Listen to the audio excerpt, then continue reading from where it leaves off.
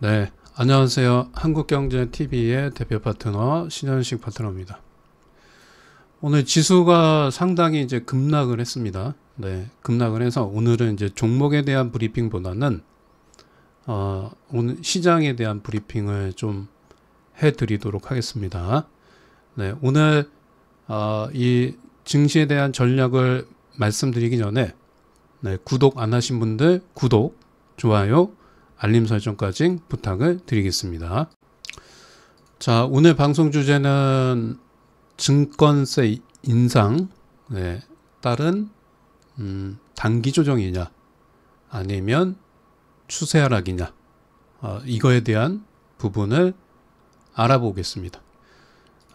근데 이거 말씀드리기 전에 저는 이미 제가 이제 그 오전 8시 30분부터 10시까지 매일 그 증시에 대한 장중 방송을 하는데요.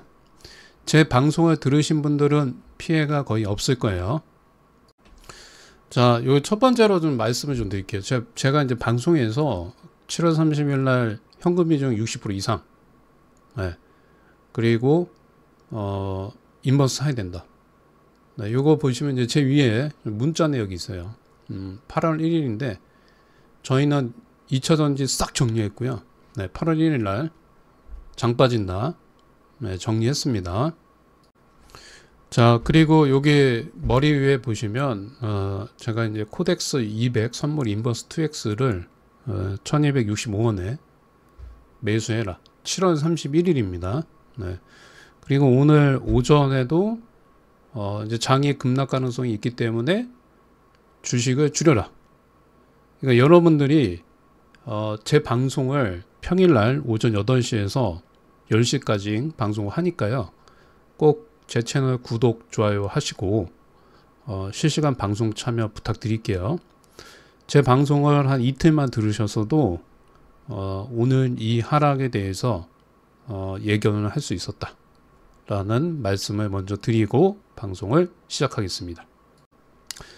자, 지금 보시면 2025년 세법 개정안, 뭐 여기에는 여러 가지가 포함이 되죠. 뭐 증권거래세 인상, 이거에 따른 증시가 단기 조정인지 추세 이탈인지 뭐 요거에 대해서 좀 알아보는 시간을 갖도록 하겠습니다.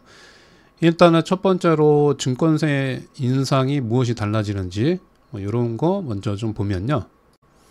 자, 증권거래세 같은 경우에는 2025년 세제 개편안 증권거래세 세율 환원 계획에 보시면 2025년에 코스피는 지금 증권거래는 0%입니다. 그 다음에 여기에는 0%고 농어촌 특별세 0.15만 붙어요. 코스닥은 0.15 붙고요. 근데 이게 2023년으로 다시 넘어가는 겁니다. 그래서 변화되는 게 코스피 쪽에 0.05 증권거래세가 부과가 되고요. 그 다음에 농어촌 특별은 그대로 됩니다. 그 다음에 코스닥의 세율이 0.2%. 이것도 변화는 없어요. 그러니까 이게 뭐냐면 코스피 쪽에 0.015가 더 늘어날 수 있다. 네, 요거가 이제 세제 개편안이 계획입니다. 계획이기 때문에 아직 확정된 게 없어요. 그리고 향후에 이게 아마 논의를 통해서 이 변경될 수도 있으니까요. 꼭 그 참고하시면 됩니다. 자, 그 다음에 이제 세제 개편안 보면 이게 이제 대주주입니다. 대주주는 이제 과세 대상이 코스피, 코스닥에 상장된 대주주 요건에 충족되는 자로 매도할 경우 양도 시점에 이제 한 종목당 이전은 이제 50억이었는데 이게 10억으로 줄어들었어요. 네. 그래서 이것 때문에 이제 연말에 코스닥을 중심으로 해서 대주주 물량이 나올 수 있다는 거. 그 다음에 이거는 좀 별론데 이거하고는 상관이 없어요. 상관이 없는데 이제 법인세. 법인세가 이제 1% 정도 다시 인상한다. 그런 얘기를 이제 개정안이 얘기가 돌고 있습니다. 그래서 첫 번째로는 증권거래세 인상 무엇이 달라지는지 뭐 요거에 대해서 좀 알아봤고요. 자, 그 다음에 두 번째, 증시가 왜 흔들리느냐. 요거에 대한 부분 설명을 드릴게요. 자, 주가가 지금 사실 엄청나게 올라왔어요. 2달 동안에 코스피를 기준으로 해서 1000포인트 올랐습니다. 네, 상당히 좀 많이 움직이고 있죠. 그리고 제가 이제 말씀드렸던 게 관세 이슈는 우리나라가 미국과 협상을 통해서 잘 해야 15%다. 네. 그리고 관세 협상이 나오고 나서 주가는 지수가 상승을 해야 되는데 상승하기보다는 음봉으로 떨어졌어요. 그리고 현대차가 그 프리마켓 시장에서 8% 올라갔다가 종가가 4% 빠졌어요. 그러니까 이제 관세 합의에 대한 기대감이 이미 주가에 반영됐고 오히려 그것 때문에 차익 실현 매물이 쏟아지고 있습니다. 네. 그리고 그거 플러스 지금 세제 개편안 요 두 가지 때문에 증시가 좀 빠졌고요. 오늘 같은 경우에도 제가 이제 10시 오전 10시까지 이 시장 브리핑 했을 적에 외국인하고 기관의 매도세가 너무 크다. 그래서 오늘 합산으로 외국인하고 기관하고 매도할 경우 1조 5천억 정도 나올 수 있다. 근데 거의 2조 원 가까이 매도 물량이 나왔습니다. 네. 그래서 이런 부분도 단기적으로 하락 요인이다 라고 좀 말씀을 좀 드리고요. 자, 그 다음에 세 번째입니다. 그러면 단기 조정이냐 추세 이탈이냐 이거에 대한 부분 설명을 좀 드릴게요. 요거는 이제 차트를 보면서 설명을 드리겠습니다. 자, 제가 7월 그 31일 날 주식을 팔고 인버스를 늘려라 라고 말씀을 드렸어요. 보시면 네, 분명히 보입니다. 보세요. 7월 30일 인버스 매수하고 주식 비중 늘려라. 이게 왜 그런지 설명을 드릴게요. 보시면 삼성전자가 보세요. 삼성전자가 RSI 한번 올라갔다가 두 번째 올라갔다가 빠졌단 말이에요. 70을 하회했죠. 그러니까 70을 하회했기 때문에 여기서 추가적으로 조정은 불가피하다. 그러니까 삼성전자가 조정이 들어오면 당연히 지수가 조정이 들어오고, 그죠? 여기 좀 보세요. 여기 보면 일단은 여기도 보면 봐봐요. 지금 코스피가 이렇게 고가권에 있다가 여기서 RSI 70에 이탈했잖아요. 이 강력한 매도 신호란 말이에요. 그렇기 때문에 주식 비중을 줄여라라고 말씀을 드린 거고요. 그 다음에 두 번째 말씀드릴게요. 그러니까 여기서 인버스 사는 게 대단한 거죠. 이제 보시면 알겠지만 코스닥 인버스를 하라고 한 게 아니에요. 코스피 인버스를 사라고 했어요. 네. 자, 그리고 예측 가능했던 게 보세요.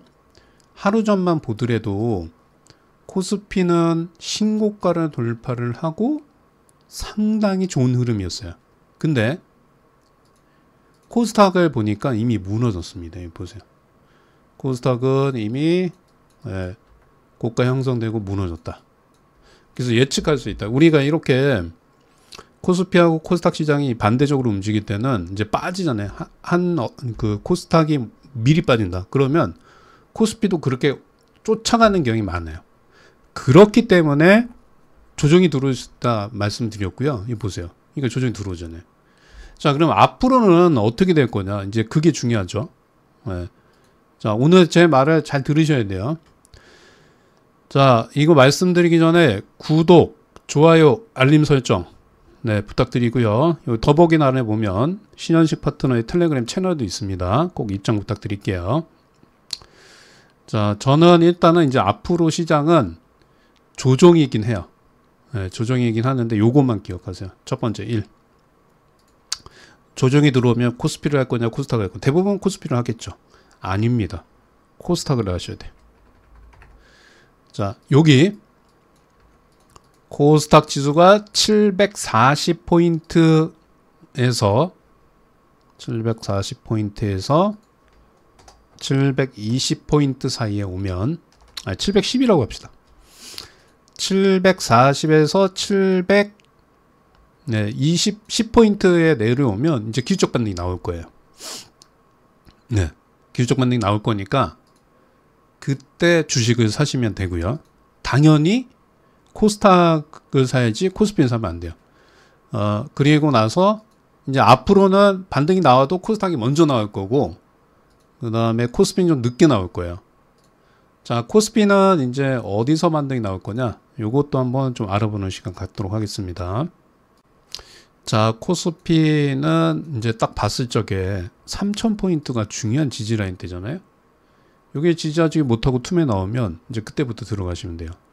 그러니까 제가 봤을 적에는 여기 2940, 그러니까 지지라인 때 61선을 만약에 여기서부터 조금씩 매수하시는데, 많이 들어가면 안 돼요. 조금 매수하시는 거예요.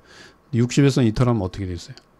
지지할 줄 알고 샀던 사람들의 투매 물량 나오겠죠. 그러니까 이렇게 사셔야 돼. 요 사이에서 제가 봤을 때는 한 2940에서 2800포인트 사이, 그 사이에서는 기술적 반등이 나올 거예요. 많이 최대한 2800포인트 근처에서 주식을 사셔야 돼요. 뭘 사야 되죠? 조방원을 사야 돼요. 그때가 기술적 반등이 나올 때입니다. 자, 오늘 이렇게 지금 세제 개편에 따른 코스피 코스닥 지수 급락에 대해서 좀 알아봤고요. 오늘 동영상이 도움이 많이 되셨다면 구독, 좋아요, 알림 설정까지 부탁드리겠습니다. 감사합니다.